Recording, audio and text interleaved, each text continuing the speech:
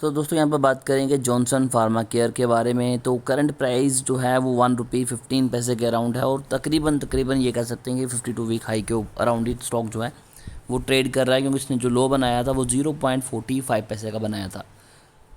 अब अगर बात की जाए रिटर्न ऑन कैपिटल एम्प्लॉयड की, तो वो 0.37 है, बहुत कम है। रिटर्न ऑन इक्विटी 0.45 है, ये भी कम है।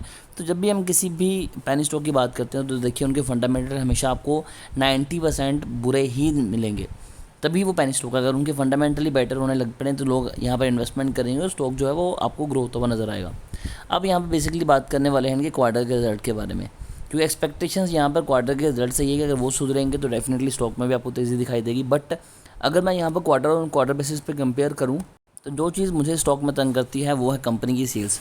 कंपनी की सेल्स आप देख सकते हैं कि ज़ीरो ही चली हुई है, वहीं पर कंपनी के एक्सपेंस भी ज़ीरो हैं, ना ही कंपनी अदर इनकम से कोई पैसा कमा रही है।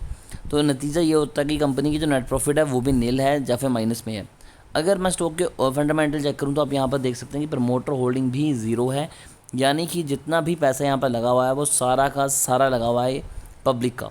उसके बाद मैं अगर ईयर ऑन ईयर बेसिस पे कंपेयर करूँ तो आप यहाँ पर देख सकते हैं कंपनी का जो नेट प्रॉफिट है वो -0.27 करोड़ था, यानी कि 27 लाख की कंपनी लॉस में थी। इससे पहले कंपनी 1 करोड़ 30 करोड़ के लॉस में थी, 1 करोड़ 30 लाख के लॉस में थी। तो कंपनी का जो लॉस है वो कम हुआ है।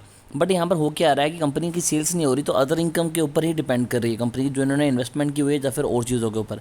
अब जब 99.99% की होल्डिंग पब्लिक के पास है तो यहाँ पर पंप एंड डंप ही हो रहा है। अभी डिमांड ज़्यादा हो रही है, सप्लाई कम हो रही है, जिसकी वजह से स्टॉक जो है वो आपको अपर सर्किट में दिखाई दे रहा है। तो लगातार आपको यहाँ पर जंप दिखाई दे रहा है। लेकिन किसी बड़े प्लेयर ने अगर यहाँ पर सेलिंग करनी शुरू कर दी तो उसके बाद आपको यही स्टॉक लोअर सर्किट में भी जाता हुआ नजर आएगा।